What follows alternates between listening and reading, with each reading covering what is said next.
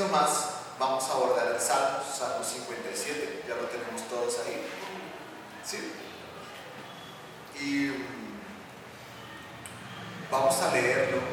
Si lo desean, voy a leer uno y ustedes leen otro verso, para que sea un poco más ameno, ¿sí? Para que nos hagamos todos partícipes. Entonces, vamos a empezar. En el nombre del Padre, del Hijo y del Espíritu Santo, Salmo 57. Plegaria pidiendo ser liberado de los perseguidores. Al músico principal, sobre no destruyas, Mictán de David, cuando huyó delante de Saúl a la cueva. Ten misericordia de mí, oh Dios, ten misericordia de mí, porque en ti ha confiado mi alma, en la sombra de tus alas me ampararé, hasta que pasen los quebrantos.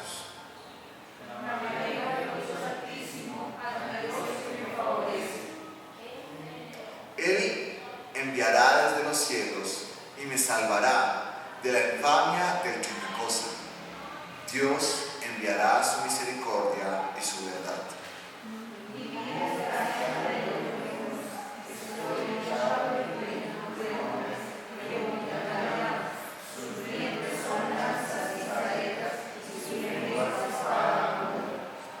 Exaltado seas sobre los cielos, oh Dios, sobre toda la tierra sea tu gloria.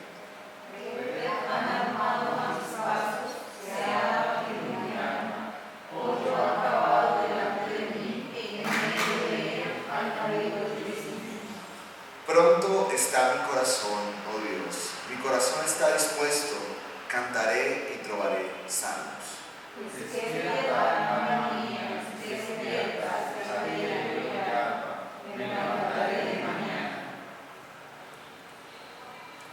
Te alabaré entre los pueblos, oh Señor, cantaré de ti entre las naciones.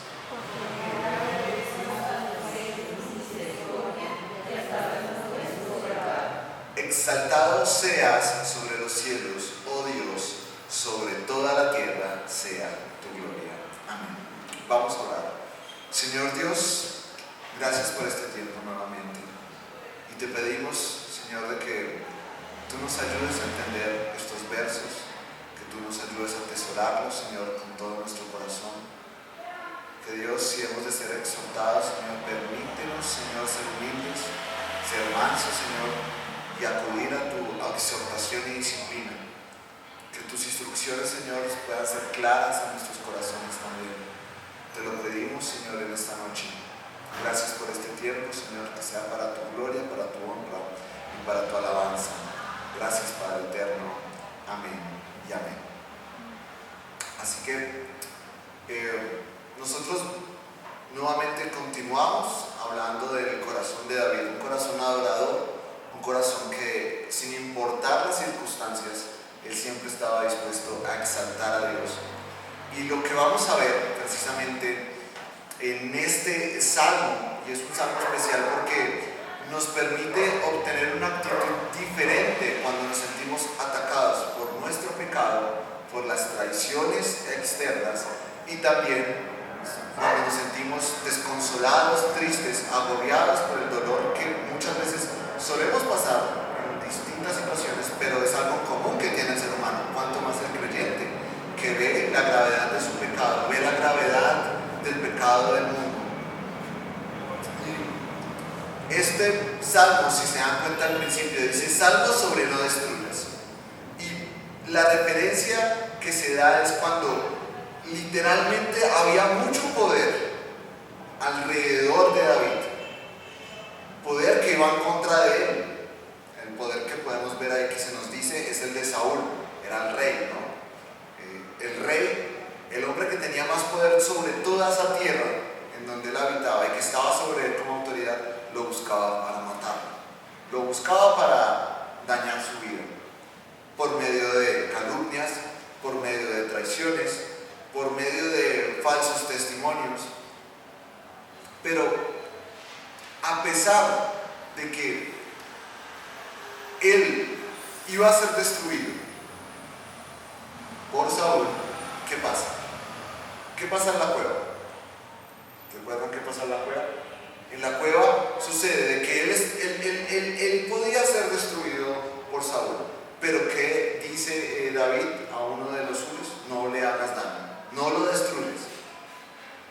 que David permite que esto pase porque Dios lo ha permitido con él.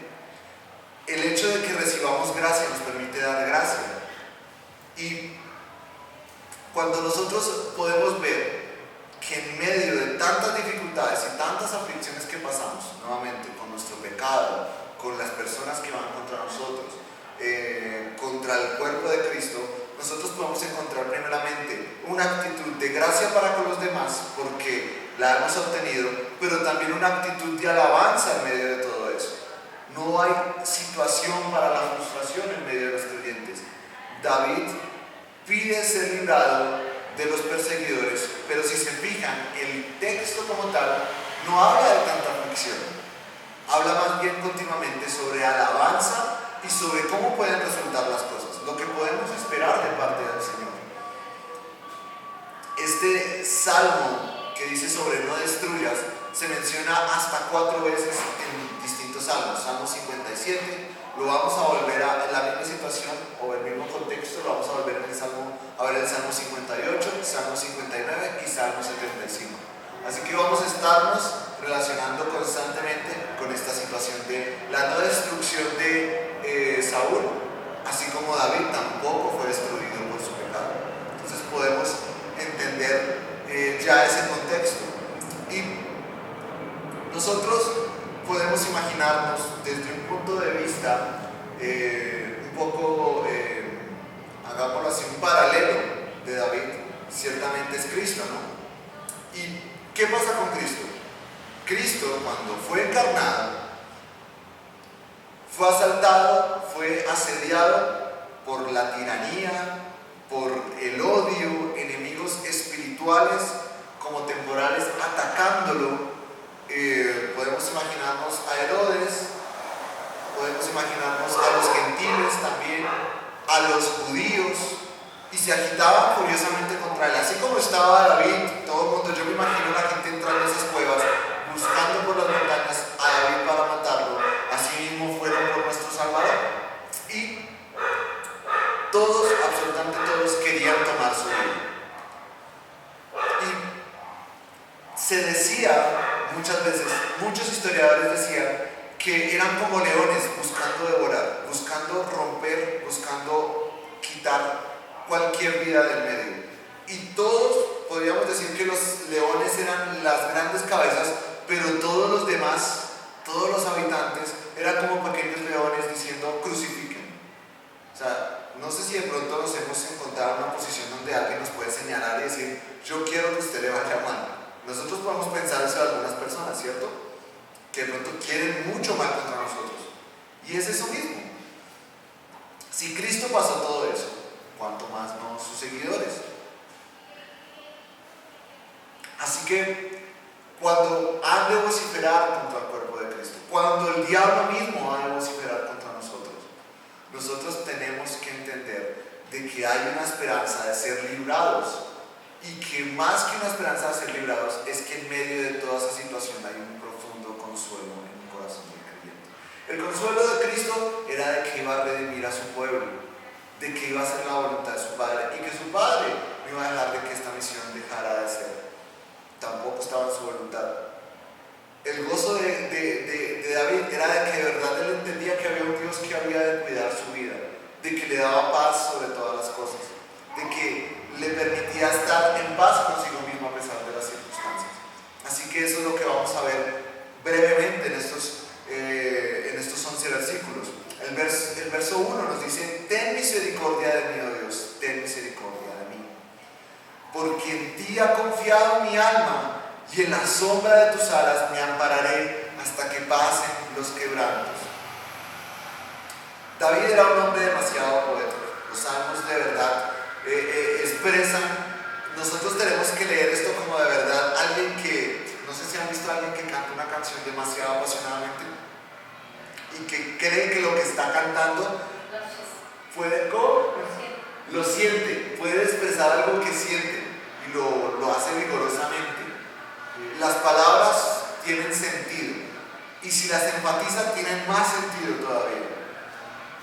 Eso es lo que pasaba con David. Este salmo fue compuesto y digamos que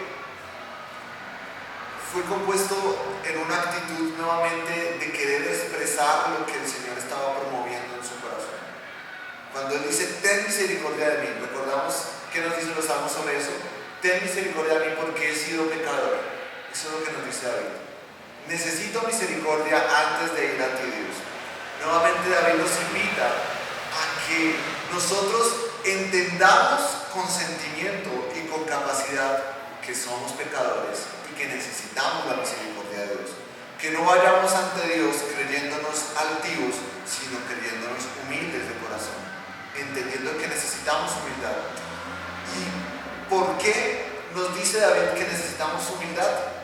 Porque primeramente depende de que debe confiar en Dios, y hay algo que sigue: y en las sombras de tus alas me ampararé. Alguien altivo no puede decir necesito protección. Normalmente alguien que va todo bien diría no necesito nada más, puedo por mí mismo. Pero David nos está diciendo, si ustedes de verdad están pasando desconsolación por su pecado, si de verdad el enemigo los está señalando, si de verdad ustedes sienten que el pecado está ganando la batalla, si de verdad los está asediando, si inclusive otras personas pecaminosas aprovechan sus errores, aprovechan sus defectos y están ahí precisamente señalando todo lo que es y lo que no es, y no hay gracia para ustedes, sepan que no están en una posición buena, que necesitan primero pedir misericordia, y además de eso tienen que reconocer que necesitan la mano del Señor sobre sus vidas. Pedir eso es importante para el creyente, porque solamente ahí habrá consolación. David no encontraba protección en la cueva. David encontraba ¿dónde protección? Debajo de las alas del Señor, debajo de su mano, cuidándolo. Porque en la cueva podía ser encontrado si Dios no estaba ahí cuidándolo. Porque en la cueva podía ser perseguido, o en las montañas, o en lo profundo de la tierra, él podía meterse, pero no encontraría paz y no encontraría verdadera seguridad si no estaba definitivamente bajo la mano del Señor, cuidándolo, guardándolo. Definitivamente tenemos que cambiar nuestra idea de cómo el Señor nos guarda. ¿En qué nos estamos guardando? ¿En qué estamos guardando nuestra lucha precisamente? Estamos en cuevas, literalmente metiéndonos donde no deberíamos y confiando en rocas inertes, cuando de verdad hay una roca viva que puede protegernos. Precisamente esas alas que pueden acobijar a sus polluelos. Literalmente una mano que no deja que nadie se acerque, sino que gobierna todo lo que está alrededor. Es un buen incentivo cuando estamos siendo afligidos. Y miren que concluye: hasta que pasen los quebrantos. Eso. Prácticamente está diciendo: hasta que pase la nube con la lluvia, Él me resguardará. Si nosotros hemos entendido esto, que de verdad podemos buscar al Señor y encontrar esto, también podemos entender que va a haber una respuesta en donde dejará de haber aflicción, en donde nuestro corazón podrá sobrellevar bien las cosas después de esto.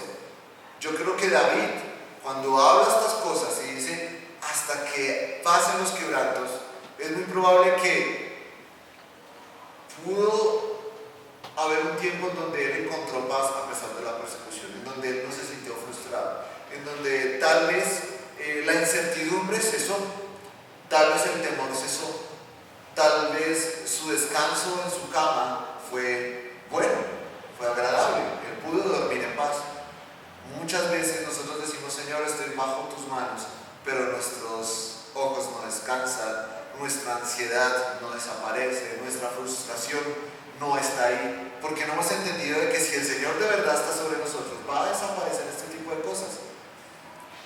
Y pareciera que nos quebráramos constantemente debajo de la mano del Señor, y eso no es así, no es correcto.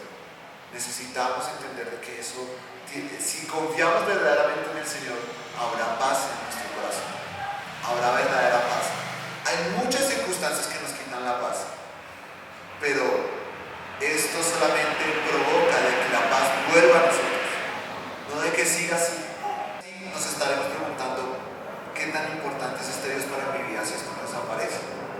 De verdad, este es el Dios que necesito. Y empiezan las frustraciones, ¿no? Empieza la frustración sobre nuestra vida cristiana. Pero yo, ¿qué hago en esta religión, en esta nada mejor. Y ciertamente necesitamos confiar en el Señor, confiar plenamente en Él. Es como ustedes, les doy un ejemplo, ustedes han dejado caer, no sé, algo por una ladera,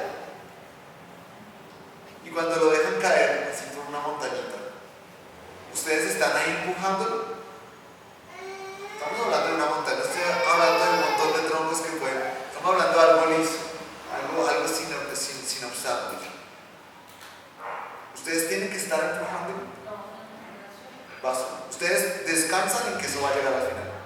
Ahora imaginemos que tiene obstáculos, ¿cierto? Pero esto, me alcanza la extensión. Me pasa constantemente que lo voy cargando, pero a veces lo desconecto por el miedo de que se explote, que se sobrecargue. Bueno, sigamos. Pero cuando hay obstáculos, hay algo que nos dice literalmente el Señor. Y es de que cuando estos obstáculos aparecen, Él nos permite dejar esto caerlo, pero ¿quién se va a encargar de moverlo? Literalmente. El Señor. ¿Quién nos va a permitir?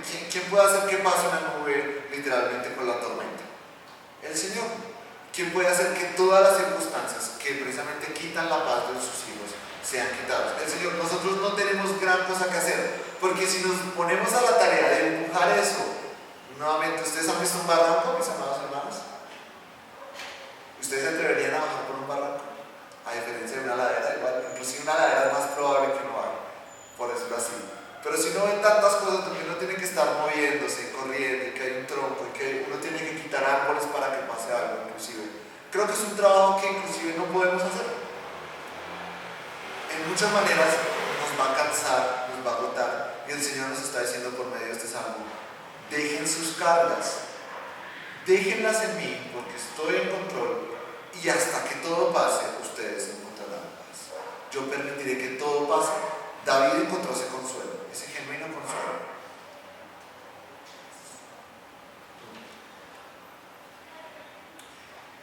Nos vamos al verso 2, y nuevamente nos dice, para solucionar sus problemas, ¿qué hace David? Orar. Nos dice el versículo 2, clamaré al Dios Altísimo, al Dios que me favorece. ¿Se dan cuenta cómo lo concluye? Nuevamente, clamaré a Dios porque me favorece. No me deja a merced de mi querer, no me deja a merced de mi frustración y de mis capacidades. Solamente dice, yo clamo a Él porque me favorece. Y si me favorece, actúa en pro de los que lo necesitan. Esto no significa que todo va a mejorar, que si yo tengo un problema va a ser quitado a la persona que me lo provee, de que si yo tengo una aflicción, esto va a ser quitado, que si mi pecado nuevamente me acusa y el acusador está ahí haciendo que mi mente precisamente se quebrante ante el pecado y se sienta triste y desconsolada porque no encuentra gracia, esto va a ser como por arte. No, Él dice que provee ¿quién? El Consolador, que nos permite entender quién está de nuestro lado, que nos permite interpretar cada situación. El saber que somos favorecidos por Dios es literalmente saber de que podemos ver al Espíritu Santo trabajando en todas las áreas, a pesar de que nosotros creamos que no está ahí. Es esa paz que sobrepasa todo entendimiento actuando en nosotros, y es el Espíritu Santo diciéndonos, todo te favorece. A pesar de que veamos una muy mala situación, me favorece. Eso es lo interesante, ¿no? Como que algo malo es bueno. Claro que sí, en las manos del Señor nos favorece. Todo nos puede favorecer. Y lo que podemos ver continúa eso, nos dice, Él enviará desde los cielos, verso 3, y me salvará de la infamia del que me acosa. Dios enviará su misericordia y su verdad. Así que, nuevamente, no nos vamos a imaginar angelitos llegando y así que nos cubren. ¿Se han visto esa fábula que se ha creado en la iglesia de Cristo, donde nos imaginamos ángeles todo el tiempo alrededor nuestro? Que el Señor dice, la estrategia es por acá y es por acá, es por acá. Pero no, mis amados hermanos, es un poco más sencillo que eso, pero más poderoso. Y es que definitivamente nada puede ir en contra de los decretos de Dios, y nada puede ir en contra de la voluntad divina de Dios para con sus hijos. Él definitivamente desde el cielo ha ofrecido a nuestro Salvador, ha ofrecido al Consolador. ¿Para qué? Para que seamos favorecidos y seamos salvos de lo que nos afana, de lo que nos crea incertidumbre, de lo que nos crea aflicción. Y no solamente, decía Charles Spurgeon, será como un perro detenido, y ese perro ni siquiera podrá mordernos, pero es que ni siquiera podrá ladrar, por decirlo así. Nosotros veremos las cosas, pero el Señor las irá, como quien dice, minimizando en nuestro corazón. Eso es lo que permite nuestra santificación y ver al mundo con confianza, porque tenemos la valentía, tenemos la capacidad de ir al mundo y decir, de verdad el Señor está conmigo, porque no habrá nada que haga que yo pierda, de que yo salga avergonzado. Él dice que nos salvará de la infamia que nos acosa, nos salvará de ese pecado que literalmente nos agobia, nos salvará de las traiciones que han de venir. No habrá cosa que de verdad nos quite la paz. Nuestros enemigos no tendrán el poder de burlarse de nosotros y causar en nosotros agobio. Creo que es algo que nos permite como que hacer una coraza, un escudo, pero no un escudo creado a nuestra manera, ¿no? Que a veces nosotros empezamos a ser indiferentes, ¿no? Ante las circunstancias, y nos volvemos indiferentes y nos volvemos duros de corazón, nada nos duele. No se trata de eso, se trata de que de verdad, a pesar de que vienen cosas dolorosas, el Señor provee por medio del Espíritu Santo la capacidad de soportarlas y literalmente ser salvos por medio de ese soporte. Porque imaginémonos algo, si nosotros solamente hiciéramos paredes, capaz también hagamos paredes para las cosas buenas del Señor. Y acá es donde el Señor nos dice, nos salva, pero nos salva de lo que no nos sirve, y lo que nos sirve siempre lo proveerá.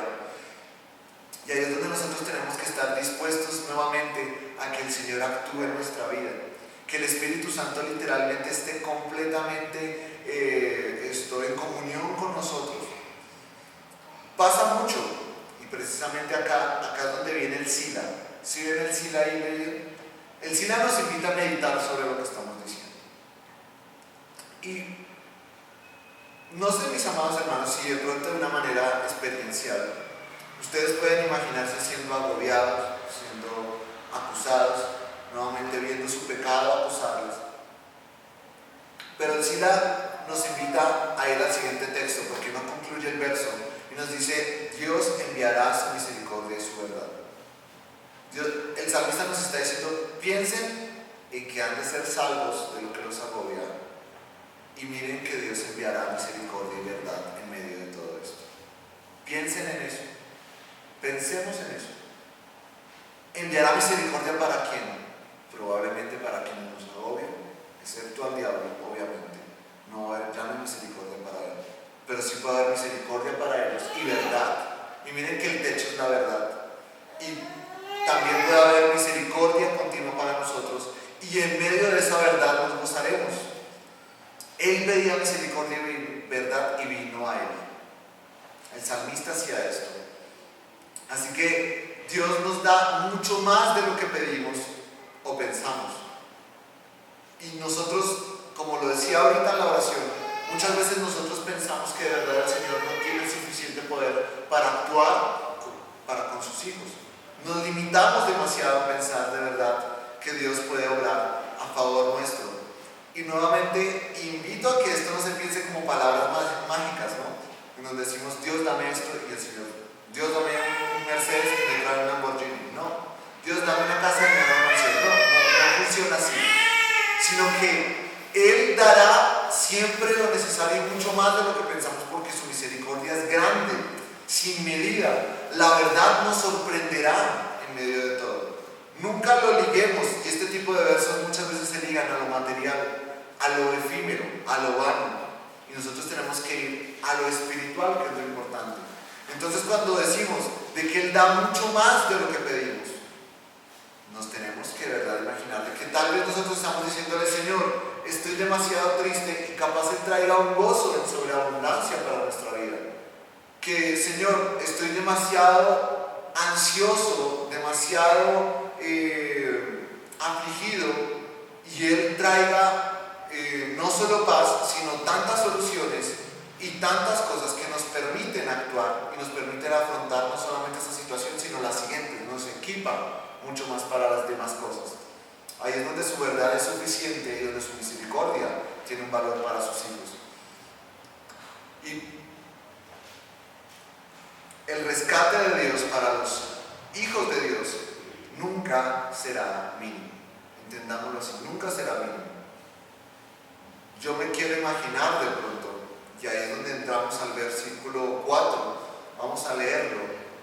Mi vida está entre leones, estoy echado entre hijos de hombres que vomitan llamas, sus dientes son lanzas y saetas, y su lengua espada aguda. ¿Se les viene una idea estos versos? ¿Se imaginan a un Daniel o sus 3 compañeros en medio de una situación difícil que literalmente era una consecuencia solamente esperada y era la muerte? ¿Y qué Dios proveyó ahí? Yo no sé si ellos imaginaban tal poder de Dios para preservarlos en medio de las llamas y para preservarlos en medio de fieras. Y hay algo muy interesante que pasa cuando somos sostenidos o mantenidos precisamente en el Señor.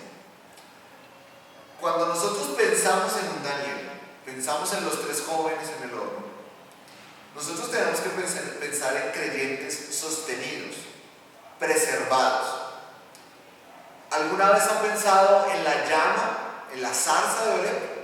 Allá cuando Moisés se encuentra con el Señor en el desierto y literalmente él entiende que es tierra santa y que veía una rama que no se quemaba. ¿Saben qué significa eso en la palabra? Significa literalmente que el Señor, a pesar de que algo deba morir, a pesar de que algo esté en la peor situación, Él puede preservarla. ¿Para qué? Para su gloria. Él puede darle un fin bendito, santo.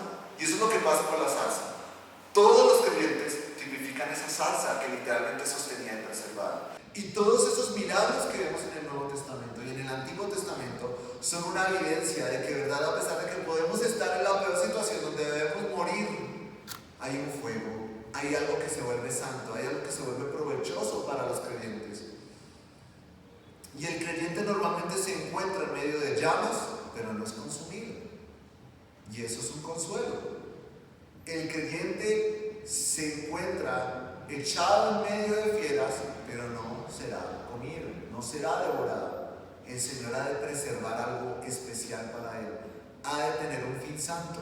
Mis amados hermanos, si ustedes han pasado por el horror del foso de leones, por el horror de un horno encendido, el cruel azote de la guerra, el cruel azote de familiares,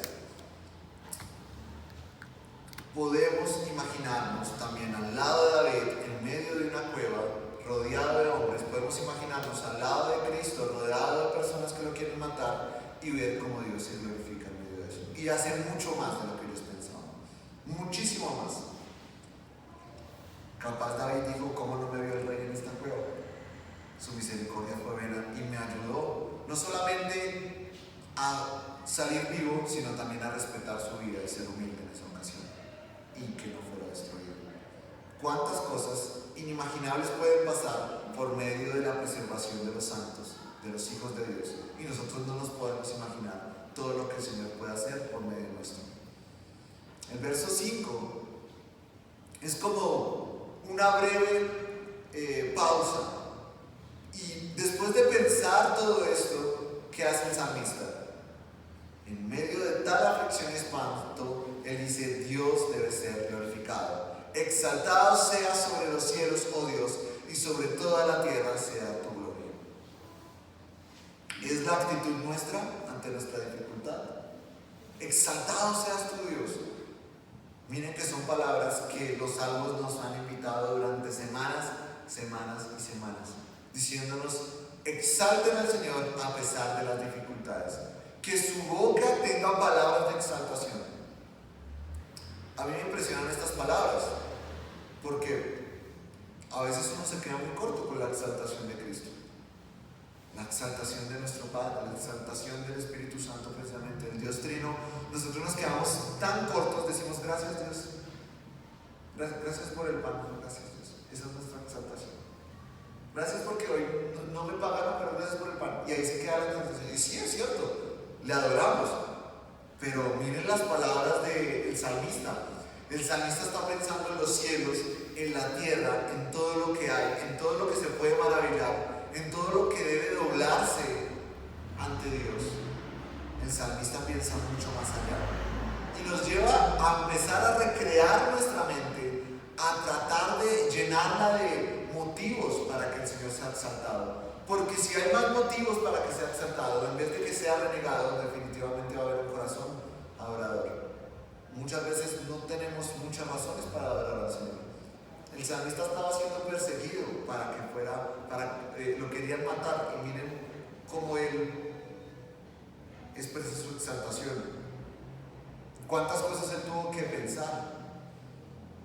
¿Ustedes creen que si estuviéramos siendo perseguidos en este momento allá estuvieran afuera, esperándonos para matarnos, nosotros diríamos: exaltado Dios, seas tú sobre todos los cielos y sobre toda la tierra? Y empezaríamos a enumerar los paisajes, los animales, las cosas que Él ha hecho, las grandezas que ha hecho. ¿Tendríamos la capacidad de mencionar todo eso con calma, con mansedumbre? ¿O nuestro corazón estaría: Dios mío,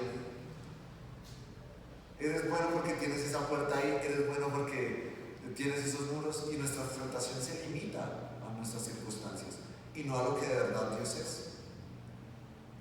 El versículo 6 nos dice: red han armado a mis pasos, se ha batido mi alma, hoyo han cavado delante de mí, en medio de él han caído ellos mismos. Y miren cómo Dios responde después de esa exaltación. Y Él dice: sigan al final. Mediten definitivamente en que el Señor ha respondido a muchas circunstancias. El mal literalmente es como una corriente, pero que no continúa, sino que se devuelve a su fuente, que no puede perseverar, que no puede tampoco preservarse. Podemos literalmente estar sentados en medio de las llamas, en medio de los leones, y ver la retribución que merecen los incrédulos. El Señor nos llama a que tengamos confianza cuando somos perseguidos, cuando somos señalados, cuando van contra quien ha hecho las cosas bien. Tengamos confianza cuando inclusive el diablo mismo ha querido ir en contra de nosotros. ¿Qué pasó con Cristo? El diablo pensó que había hecho todo lo suficiente para acabar con el pueblo de Cristo, matar al Salvador. ¿Qué pasó? Pues se agarró la cabeza el día de la crucifixión. Se agarró la cabeza literalmente el día de la resurrección. Cavó su propio hoyo y la cabeza de la serpiente fue aplastada por la simiente de la mujer. Y nunca se lo esperó de esa forma. Así también el Señor dice: tengan confianza de que todo lo que han hecho en contra de ustedes ha de tener su retribución, su debida retribución. Y el Señor ofrecerá esa retribución, ¿no? Ya hemos hablado de la venganza. Lo hablábamos unos domingos anteriormente. Y es de que definitivamente el Señor va a hacer todo lo preciso para que seamos vengados. Y tenemos más bien que ver cómo el Señor lo ha hecho en nuestros días. Porque lo bueno es que esto nos permite agradecer al Señor no solamente hacia adelante, sino hacia atrás. No solamente hacia el futuro, sino hacia el pasado. Nosotros podemos decir: venga, de verdad el Señor ofreció esta oportunidad para que yo de verdad fuera reivindicado. De verdad el hoyo que cavaron terminó en su contra. Tal vez las cosas que han hecho han de ser malas para ellos. Tal vez el Señor me guardó por medio de ese tipo de circunstancias. Él fue bueno conmigo, me libró de mis perseguidores, me permite estar acá y proveyó lo necesario para mi vida. Puedo pensar y agradecer de verdad en eso. Versículo 7. Pero mi corazón, oh Dios, mi corazón está dispuesto cantaré y trovaré salmos. Pronto está mi corazón. ¿Sí vieron ese himno que hemos estado cantando, la de Fuente de Vida Eterna? Y en la última frase, donde se dice, pronto andar lejos de Cristo y alejarme de mi Dios, he aquí mi corazón, Dios, haz lo tuyo, oh Señor, dice ese verso. Y a mí me impresiona mucho, porque realmente nuestro corazón siempre está pronto a ir lejos de Él, pronto a ir lejos de las cosas que nos unen a Él, a las cosas que le agradan a Él, a las cosas que necesitamos de Él. Y acá el salmista dice, pronto mi corazón, oh Dios, antes de que sea llevado a otros lugares, prefiero ponerlo disponible para ti. Y digámoslo así, este salmo, a pesar de las circunstancias, nuevamente, de verse rodeado de soldados, de verse rodeado de la muerte, él dice, Señor, mi corazón está pronto a ti, no a mis deseos, no a mis pasiones, no a lo que yo quiero. El corazón del salmista de David está firme, contento y resuelto a decirle al Señor, haz lo que necesites hacer conmigo. Yo solo cantaré de tus misericordias, haz lo que resulte hacer conmigo. Por eso está mi corazón dispuesto, no para hacer lo que yo quiero, sino lo que tú quieres para mi vida. Cuando nuestra confianza está tan fija y tan centrada en Cristo, cualquier cosa que pase de verdad no podrá movernos de esa disposición. Es triste cuando vemos creyentes ver las aflicciones y su corazón ya no está dispuesto. Aún cuando ha podido precisamente meditar en todos los días anteriores, llega la situación donde su corazón debe estar dispuesto para definitivamente que el Señor haga algo en su vida. Y lo que refleja es un corazón de piedra, que termina evidenciando que no es un corazón creyente. Porque es un corazón que siente que el barco va hacia la deriva, que siente que el timón ya no tiene ningún rumbo y tiende a dejar a Dios de lado. Es lo que vemos comúnmente. Tiende a dejar a Dios a un segundo plano, y es muy triste realmente, porque son esos creyentes que dicen, ya la iglesia no tiene nada que ver conmigo. Son esos creyentes que dicen, no necesito tanto a Dios, mi corazón de verdad está dispuesto primero para mi trabajo, para sustentar mi casa, para sustentar los deseos de mi familia, para sustentar mis planes, para sustentar las soluciones que yo creo viables, pero nunca están dispuestos para que el Señor de verdad haga algo en sus vidas y aproveche esa situación para crecer como creyentes. El corazón de un creyente debe estar firme, debe estar resuelto a confiar en el Señor en todas las circunstancias. Mis amados hermanos, si en un momento nosotros nos hemos sentido indispuestos con el Señor, dudemos de lo que estamos haciendo. Sintámonos alertados, sintámonos ahí sí con incertidumbre, ahí sintámonos sin nada que nos cobije, que nos apoye, que nos favorezca. Que nuestro corazón no tenga la confianza en el Señor, que no esté dispuesto a servirle y alabarle. Porque miren que ahí dice, está dispuesto y cantaré y trovaré salmos. ¿Cómo puede alguien alabar al Señor si no confía en el Señor?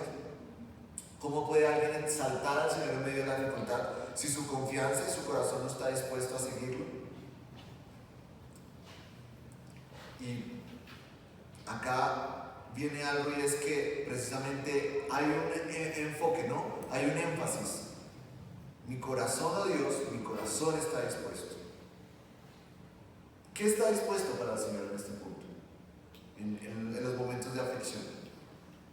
Nuevamente, mis amados hermanos, tal vez esté dispuesto a nuestro tiempo, pero no nuestro corazón. También puede ser eso. Tal vez estén dispuestos a nuestras capacidades, pero no nuestro corazón. Acá se pide el corazón del creyente, la mente completa para el servicio de Él, para confiar en sus obras, para confiar en sus decisiones. No nuestro servicio. Yo puedo acá decirles, no, mis hermanos, confíen en el Señor, pero yo no tengo plena confianza. Pues mis capacidades son y ustedes se llevan el mensaje y yo no. Y todo lo que yo vaya a contar va a ser en vano, la verdad, porque no confío en el Señor. Necesito que mis capacidades estén en coherencia con lo que dice mi corazón. Así que esta es una promesa de que si nosotros disponemos precisamente nuestro corazón al Señor, Él provocará en nosotros también que podamos cantar, alabarle, gozarnos en Él. El canto y el trovar no era algo que hacía alguien triste, precisamente. Era alguien que quería expresar precisamente una exaltación. Esto que provoca acá el salmista es algo para que nosotros sintamos satisfacción, porque el confiar en el Señor provoca precisamente que el gozo se haga evidente y proclame la gloria de Dios. Así que celebraremos con adoración, y nuestro labio y nuestro corazón adorará y dará honor a Dios. Y Satanás, ni Saúl, ni nuestro pecado, ni nuestros enemigos podrán de ninguna manera detenernos. Que eso es lo bueno. ¿Qué lo detiene de exaltar al Señor? ¿Qué podría detenernos? Nuestra confianza está en el Señor. Nada nos puede detener. Es un gozo literal. Y acá continúa el versículo 8 diciéndonos: despierta, alma mía, despierta, salterio de arpa me levantaré de mañana. Hemos de cantar con gracia y con entusiasmo. Es muy triste ver que muchas veces nuestro ánimo define nuestra adoración. Es como una consecuencia. Sin un corazón dispuesto, pues ¿qué va a pasar? Pues no van a haber literalmente deseos. Y hablo no de emociones de querer sentir, sino de verdad se nota cuando alguien está gozoso en medio de la adoración, abriendo su boca.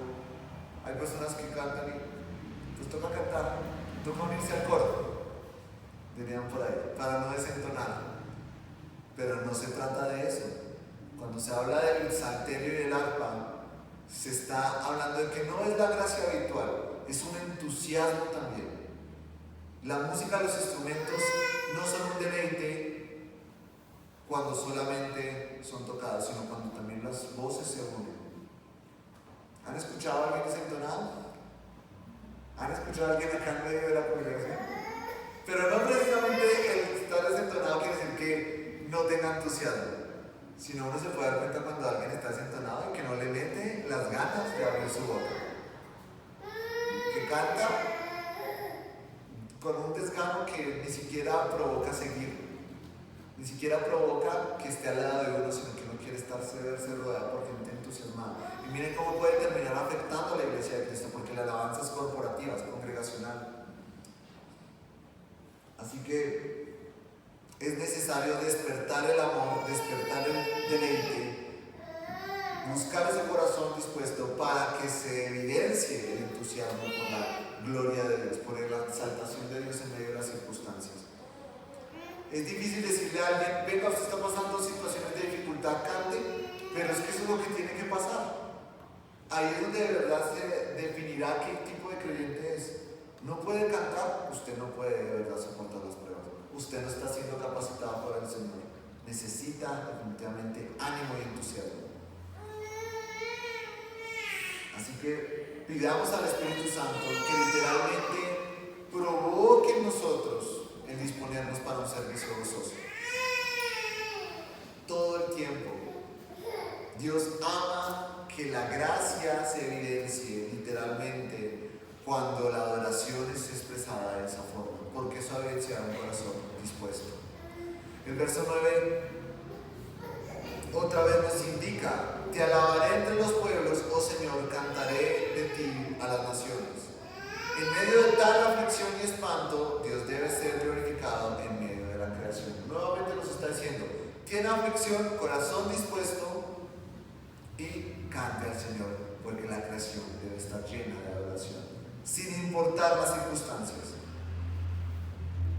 El versículo 10: porque grande es hasta los cielos tu misericordia y hasta las nubes tu verdad. ¿Recuerda cuando en el versículo 3 nos decía: Dios enviará su misericordia y su verdad? Ahora miren cómo nos la expresa y nos la describe: hasta los cielos y hasta las nubes tu verdad. Y él dice, su misericordia ha sido tan grande que la podemos ver y alcanzar a dimensionar. ¿Alguien alcanza a dimensionar el cielo? Uno dice, bueno, hasta acá.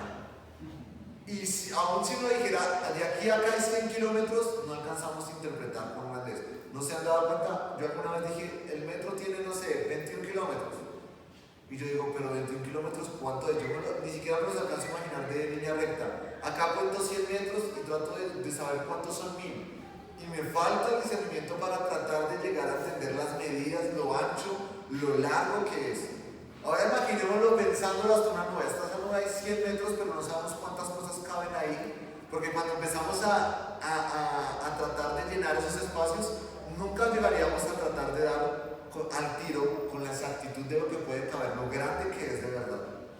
Cuando hacíamos esta iglesia, yo decía, ¿qué puede caber acá? Y realmente aún así uno haciendo planos, uno dice, ¿pero será que sí cabe? Y esa exactitud es difícil de aproximarla. Aquí va a sabe. Y literalmente es como difícil saber, ¿de verdad es el espacio necesario? Por ahí pueden pasar personas. Y a veces eso es difícil de interpretar. Imaginémonos eso hasta el cielo, la inmensidad de su misericordia en medio de todo esto.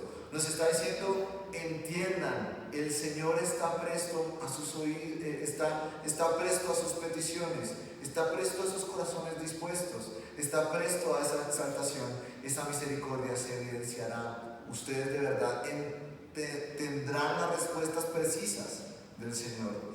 Y miren que pone como sello que la verdad. Él dice, hasta los cielos tu misericordia y hasta las nubes tu verdad. Y él dice, esta verdad ha de ser mantenida y culmina definitivamente todas las cosas. Tengamos por hecho, mis amados hermanos, que si Dios nos ha ofrecido su misericordia, también nos ha ofrecido su verdad.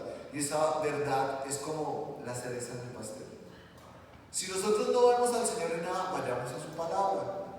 Esa es la verdad que nos permite concluir cualquier proceso, cualquier circunstancia, nos permite refugiarnos, nos permite entender el final de las cosas, nos permite entender cómo sobrepasar las dificultades. Si no alcanzamos a discernir la misericordia, la verdad definitivamente nos dice, acá está presente, hasta acá. ¿Han visto una nube? ¿Alguien ha volado acá por avión? Y cuando ustedes ven las nubes, mis amados hermanos, uno está sobre las nubes y uno sigue viendo más nubes arriba igual. Y uno es abajo. Y uno entiende cuál será la última nube. Y uno se imagina la inmensidad, de verdad, de todo lo que contienen las nubes, de lo grande que es, de lo profundas que son. Que uno va a un avión en medio de una nube y uno no entiende cuándo va a ser el final de esa nube y no se imagina cuántas nubes habían alrededor de uno.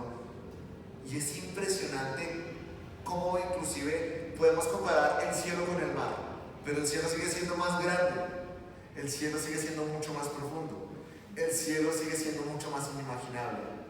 Y ahí es donde nosotros decimos, el Señor provee tantas cosas con tal profundidad, con tal certeza, para todas las situaciones. Y de por sí cuando nosotros entendemos una nube que tiene, porque tratemos de graficar lo que nos está, la manera como interpreta él las misericordias del Señor y la verdad. ¿Qué tiene una nube? ¿O qué provee una nube? Agua. Y esa agua llueve, permite que caiga, permite que en este contexto que nos da precisamente el salmista, la lluvia provee la nube provee lluvia y nieve realmente. Y de por sí las nubes esconden todo lo que cae a la creación, todo lo que nos cobija y nos permite entender de que va a abarcar todo, ¿no? Toda la creación es abarcada por los cielos y las nubes literalmente en alguna forma, así sea en un desierto, llueven muchas veces. Y uno dirá, sí, ha llovido en muchos desiertos. Y en algún momento ha habido situaciones donde literalmente ha caído la lluvia. Hace poco veía en una publicación de alguien y decía, es octubre y está nevando. Y sí, en una ciudad donde debería ser otoño está nevando. Y siempre las nubes tienen algo para dar al mundo. Siempre el Señor nos dice por medio de su palabra, nuestros salmistas, siempre la verdad tiene que ofrecer a la creación, en este caso a sus hijos. Siempre habrá algo. Mis amados hermanos, no nos cerremos a la palabra y no dejemos que el mundo se cierre a la palabra, porque si una nube puede proveer a todo el mundo, ¿por qué no lo haría con todas las personas en este contexto? Muchas veces decimos, es que la Biblia no tiene lo suficiente para yo poder sobrepasar mi aflicción, para no verme perseguido, para no verme desconsolado, afligido. Mis amados hermanos, el salmista nos está diciendo, su misericordia es muy grande y definitivamente su verdad ha de caer sobre todos nosotros y es tan profunda y no sabemos qué dimensiones tiene. Solamente podemos ver que es el sello de su verdad, que es algo que podemos nosotros tratar de ver. Es el conocimiento que el Señor nos ha ofrecido, que es mucho mayor, y Él nos ofrece una pequeña parte para que entendamos que Él puede solucionar todas las cosas que tenemos enfrente. Así que caerá en tiempos de siembra y en tiempos de cosecha. Es así. Esa lluvia ha de caer y esas nubes ofrecerán esa lluvia que necesitamos. Frío o calor proveen eso. Concluye el verso diciendo, exaltado seas sobre los cielos, oh Dios, sobre toda la tierra sea tu gloria. ¿Qué vuelve a hacer el salmista? Exalta el nombre de Dios, de la misma forma que lo hizo antes. Y en otras versiones dice, álzate, oh Dios, sobre los cielos, sobre toda la tierra sea tu gloria. Y nuevamente viene la indicación, y el salmista nos vuelve a enfatizar y a repetir, que en nuestros labios hayan palabras mayores de adoración. No simplifiquemos la gloria de Dios. Empecemos a dimensionar lo que más podamos, su gloria y su majestad. Los cielos y la tierra tienen una historia entretejida. Y imaginémoslo que los dos tienen la bendición del Señor. Nos evidencian la gloria y la majestad. Nos dice Romanos, los cielos cuentan la gloria de Dios. El Señor nos está diciendo, abran sus ojos a las obras del Señor. Si Él puede hacer algo tan complejo, ¿por qué no va a poder hacer algo tan simple como nuestras aflicciones y favorecernos en medio de ellas? Lo que refleja la creación es la gloria de Dios. Lo que comparte la creación es la gloria de Dios. Y nos lleva a glorificar a Dios en todo lugar, porque en todo lugar está la manifestación de su gloria. Es así, mis amados. Así que, qué forma tan piadosa de concluir esa petición que hace David, demostrando que su libertad, porque miren que su libertad, ahí dice pidiendo la liberación. ¿Cuál es la libertad de David? ¿Cómo él dice que ha sido libertado? ¿Cómo expresa que está precisamente en modo libertad, en una situación de libertad? Porque puede exaltar al Señor, porque puede de verdad verse desligado de las cadenas de la muerte, desligado de las cadenas del pecado y decir, yo puedo exaltar al Señor en frente del opresor. Definitivamente puedo hacerlo y esa es mi libertad. He encontrado libertad, mi petición ha sido respondida. Puedo exaltar al Señor porque he encontrado esto que pedí. Así que, mis amados hermanos, concluimos con esto y qué bueno es que nosotros podamos ponerlo en práctica, ¿no? Miren que es difícil. Nuevamente, la palabra o el evangelio no es algo fácil de hacer, pero si nosotros decimos, Señor, estoy pasando por esto, permíteme libertad, permíteme ser libre de esta aflicción, de esta incertidumbre. Como lo vamos a evidenciar, ya los vi cantando el domingo. Y es eso, exaltando al Señor con todo lo que somos. Esa es la verdadera libertad que tiene el creyente. El mundo puede estar encima de él, pero él tiene la libertad de orarlo, como esos tres jóvenes, como Daniel en medio de los leones, como Pablo, como David o como Cristo mismo. Hay libertad en medio de todo eso, así que nuestra liberación está pronto, así que oremos por eso. Señor Dios y Padre Celestial, gracias por este tiempo.